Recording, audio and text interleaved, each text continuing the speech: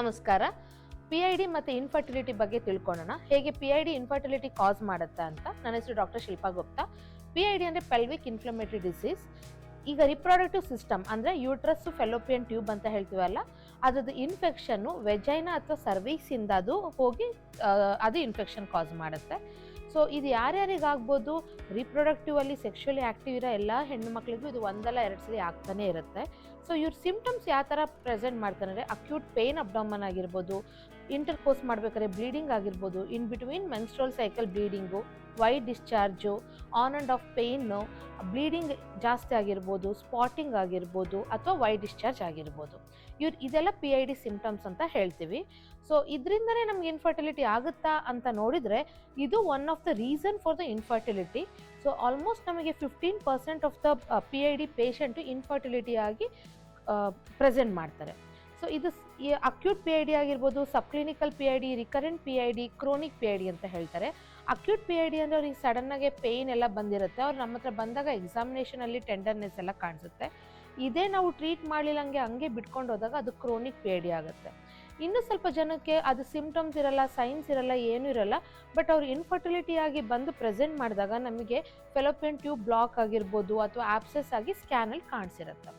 Recurrent PID ಅಂದಾಗ ಯಾರಿಗೆ PID acute PID ಆದವರು ಟ್ರೀಟ್ಮೆಂಟ್ ಮಾಡಲಿಲ್ಲ ಅಥವಾ ಪಾರ್ಟ್ನರಿಂದ ಇನ್ಫೆಕ್ಷನ್ ಇದ್ದರೆ ಅದು ರಿಕರೆಂಟ್ ಆಗಿ ಪ್ರೆಸೆಂಟ್ ಮಾಡುತ್ತೆ. ಸೊ ಮೋಸ್ಟ್ ಕಾಮನ್ ಕಾಸ್ ಸೆಕ್ಷುಲಿ ಟ್ರಾನ್ಸ್ಮಿಟಿಂಗ್ ಡಿಸೀಸ್, ಕ್ಲಮೈಡಿಯಾ ಮತ್ತು ಗೊನೋರಿಯಾ ಅಂತ ಹೇಳ್ಬೋದು. ಈಗ ನಮ್ಮಲ್ಲಿ ಬಂದಾಗ ಪ್ರೆಸೆಂಟೇಷನ್ನು ಯಾಕೆ PID ಇಂದ ಇನ್ಫರ್ಟಿಲಿಟಿ ಆಗುತ್ತೆ ಅಂದರೆ most of the time it will be the fallopian tube block ಆಗ್ಬೋದು. ಸೊ ನೀವು ಯಾವಾಗಾರ ನೋಡಿರ್ತೀರ ಟ್ಯೂಬ್ ಟೆಸ್ಟ್ ಮಾಡಿದರೆ ಬ್ಲಾಕ್ ಆಗಿದೆ ಅಂದಾಗ ಅದ್ರದ್ದು one of the reason may be a PID ಅಂತಲೂ ಹೇಳ್ತೀವಿ.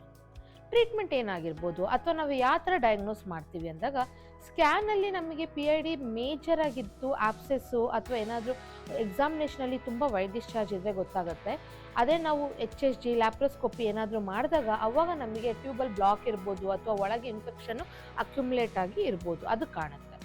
ಟ್ರೀಟ್ಮೆಂಟು ಅಕ್ಯೂಟ್ PID ಅಥವಾ ಇನ್ಫೆಕ್ಷನ್ ಇದ್ದಾಗ ನಾವು ಆ್ಯಂಟಿಬಯೋಟಿಕ್ ಎಲ್ಲ ಕೊಟ್ಬಿಟ್ಟು ಕಂಟ್ರೋಲ್ ಮಾಡ್ತೀವಿ. ಪ್ಲಸ್ ಪಾರ್ಟ್ನರಿಗೂ ಕೂಡ ನಾವು ಅದ್ರ ಬಗ್ಗೆ ಟ್ರೀಟ್ಮೆಂಟ್ ಕೊಟ್ಬಿಟ್ಟು ಇಬ್ಬರಿಗೂ ಹಸ್ಬೆಂಡ್ ವೈಫಿಗೂ ಟ್ರೀಟ್ಮೆಂಟ್ ಕೊಟ್ಟಾಗ ಈ PIDನ ಆದಷ್ಟು ನಾವು ಕಂಟ್ರೋಲ್ ಮಾಡ್ತೀವಿ. ಅದೇ ನಾವು ಫೆಲೋಪಿಯನ್ ಟ್ಯೂಬ್ ಬ್ಲಾಕ್ ಏನಾದರೂ ಇದ್ದರೆ ಅದ್ರದ್ದು ಪ್ರಕಾರ ನಾವು ಇಂದಿನ ವಿಡಿಯೋದಲ್ಲೆಲ್ಲ ಹೇಳಿದ್ದೀವಿ, ಅದ್ರ ಬಗ್ಗೆ ಟ್ರೀಟ್ಮೆಂಟ್ ನಾನು ಅಲ್ಲಿ ಎಕ್ಸ್ಪ್ಲೇನ್ ಮಾಡಿದ್ದೀನಿ. ಏನು PID ಅಕಸ್ಮಾತ್ ಬ್ಲಾಕ್ ಆಗಿಲ್ಲ, ನಾರ್ಮಲ್ ಆಗಿದ್ರೂ ಫೆಲೋಪಿಯನ್ ಟ್ಯೂಬ್ ಡ್ಯಾಮೇಜ್ ಆಗುತ್ತಾ ಅಂದರೆ ಹೌದು.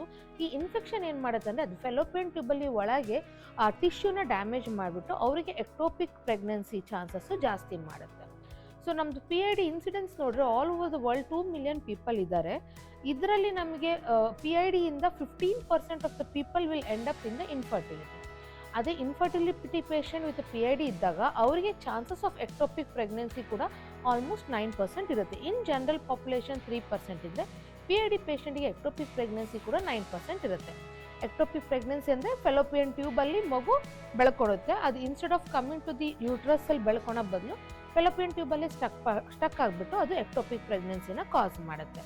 ಸೊ ಡೆಫಿನೆಟಾಗಿ PID diagnosis, treatment is very very important. ನೀವೇನಾದರೂ ಆ ಥರ ವೈಟ್ ಡಿಸ್ಚಾರ್ಜ್ ಇದೆ, ಪೇನ್ ಅಬ್ಡಮನ್ ಆಗ್ತಾ ಇದೆ, ಸೆಕ್ಷುವಲ್ ಇಂಟರ್ಕೋರ್ಸ್ ಆದಾಗ ಬ್ಲೀಡಿಂಗ್ ಕಾಣಿಸ್ಕೊತಾ ಇದೆ, ಇನ್ ಬಿಟ್ವೀನ್ ಮೆನ್ಸಸ್ ಇದ್ದಾಗ ಏನಾರ ಬ್ಲೀಡಿಂಗ್ ಇದ್ದರೆ ವಿಸಿಟ್ ಮಾಡಿ, ವಿ ವಿಲ್ ಟ್ರೀಟ್ ಯು.